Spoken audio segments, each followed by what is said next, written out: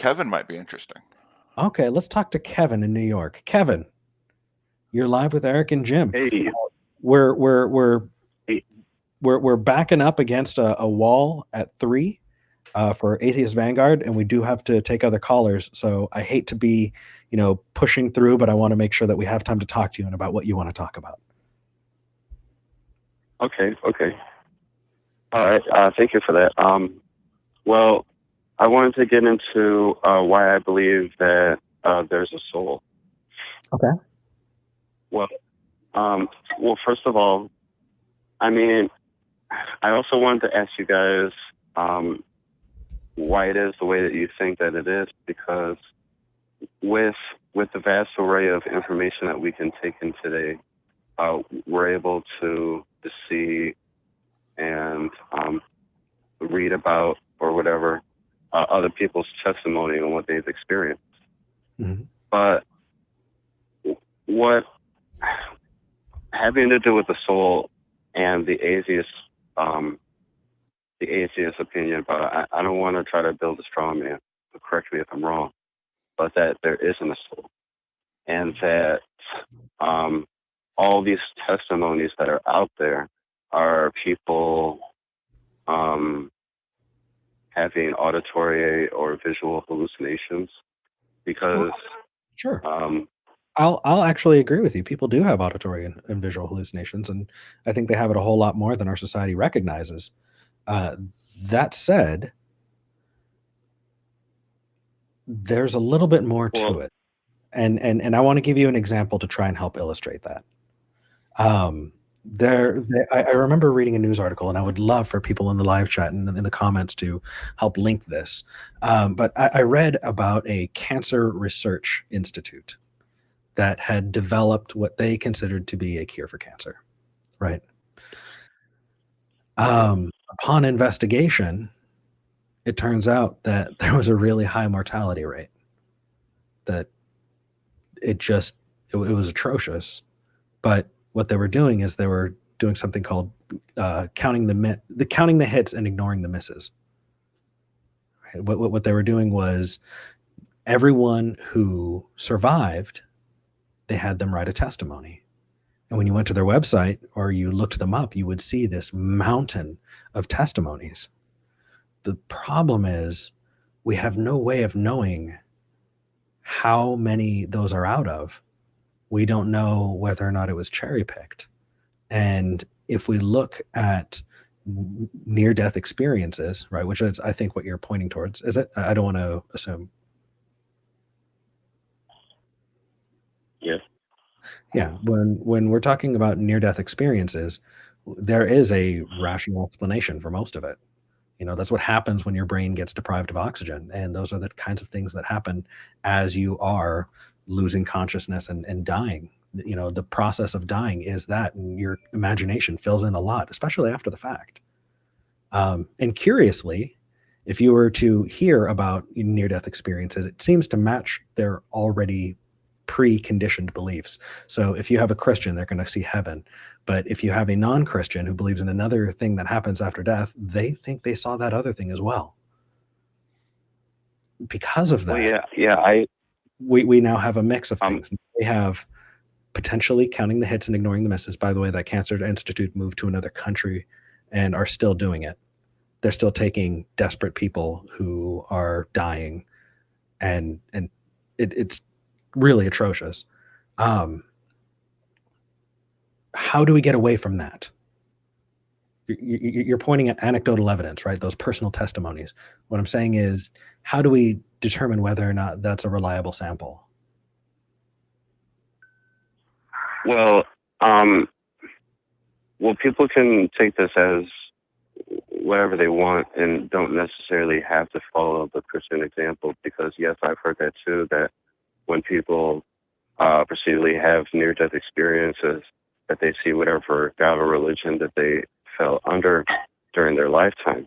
But the auditory and visual hallucinations denote that it has some type of randomization to it, which I don't own body. You know what I mean? And one thing that I've learned is that you could talk to any neurological doctor and say that it at least takes 6 minutes of the brain being deprived of oxygen in which it starts dying, and it is impossible to produce both auditory and visual hallucinations then.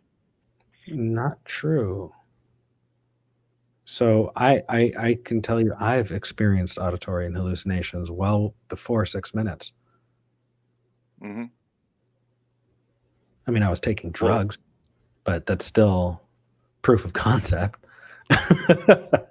I was completely sober. Yeah. And mostly asleep. Because Yeah.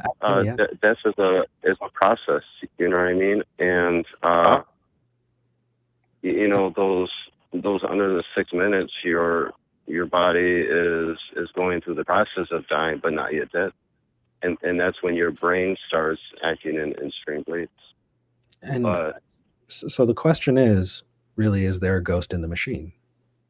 Right? Is there something piloting this meat sack, this body? Is there some ghost that's inhabiting it? How have you determined that there's something outside of us or outside of our physical existence that continues to move on and exist? How did you determine that we have souls or something like it?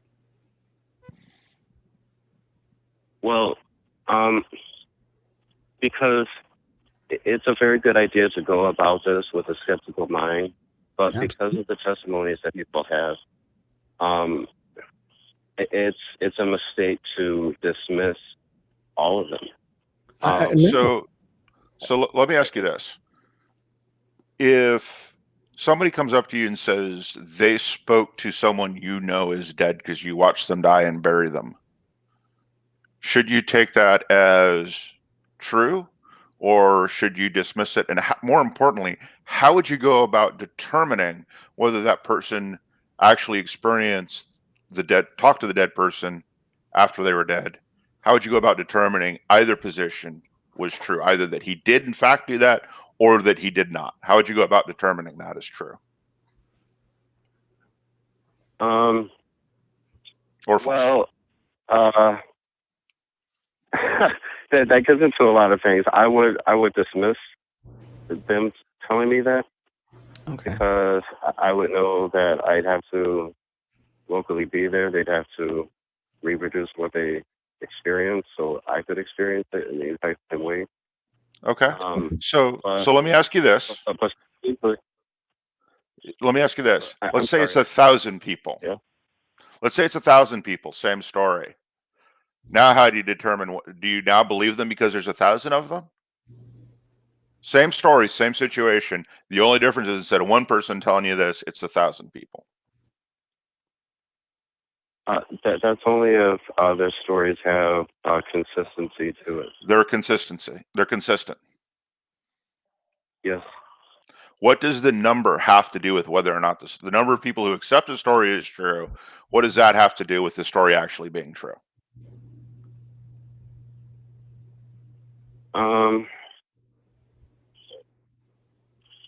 That's a good question.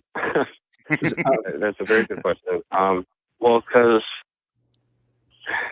I don't know. In some cases, it's a little bit of a stretch. In some cases, what people talk about as what they experience has an immediate or direct effect on them or the people surrounding them, and so that story has to have consistency to it in order for you to know that it's the truth.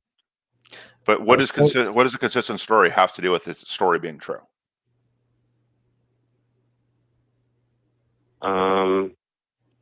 Well, it's off of the inherent thinking that not everybody lies. I mean, I don't know. They don't even have to lie. No, they don't have to lie. Example. I know. Can I give you an example? I know that everybody. I know that everybody's perception is due to it to being falsified because they're perceiving it, say, from a different angle from another person. Sure. Uh, Can we but can we plant this a little closer? Just I understand. I'm really glad you're there. Um, so do you know how many people have cited Elvis after his death? Tons, right? uh, well, yeah. I mean, I'm assuming you don't well, believe that Elvis faked his death and has been cited randomly like Bigfoot or the Loch Ness monster. And there's actually a name to this fallacy. Because it is a fallacious line of thinking, and Jim's walking you through it. For those people at home, it's called ad populum. Just because it's popular, just because a lot of people believe it, doesn't mean it's necessarily true.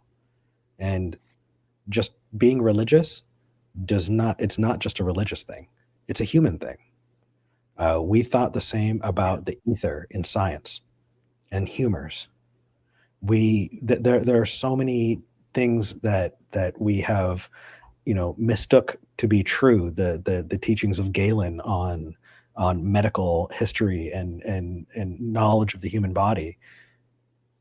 People thought just because it was popular that it was true. But that shouldn't be the reasoning. It should stand or fall on its own merits, and not whether or not a lot of people believe it. yes.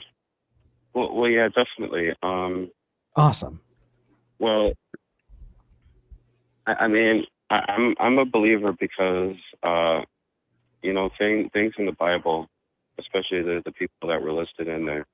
Well, you got to understand one thing, that during Jesus' time, there actually was no there was no such thing as a separation of government and state in such a way to where people had to. It was both consented by the people and the government that they should all register their names and even the children that they had, because they lived in such a different culture. It was very strict for one thing, I don't know and where you're going with um, it. Yeah, I don't see where you're going. uh, Help us here. well, Point back well, to what I'm going with is that the people in the Bible existed for sure, and is, this has is it been is it possible that the places existed and the people didn't? um no. Why?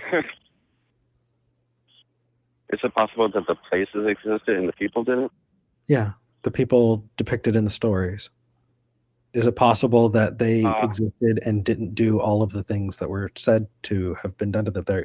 We as humans tend to mythologize people over time, and we can see that the authorship of the Bible definitely shows enough time that we can say, you know what, that there can be a lot of mythology added in. well, still to this day, there are records both within Vatican and Jerusalem libraries I, containing the records of I descendants that lived in the area during that time. Sure. I challenge you to look into that and give us a call back, because I think that the more you look into extra biblical evidence for the existence of Jesus, and specifically, and I'm going to give this to you really, really specifically because I really want this, is evidence for the miracle claims. I would love to see that. I have not yet seen it yet. Not yet seen it yet. Isn't that just great English? I have not yet seen it. Anyway, Kevin, we've got a. I have. What's up? Okay. All right. Thanks for taking my call. No worries. Hopefully, I had fun. Yeah, Jim, definitely. yeah, that was good. Yeah. Take care, man. You too. Thanks. All right. Thank you.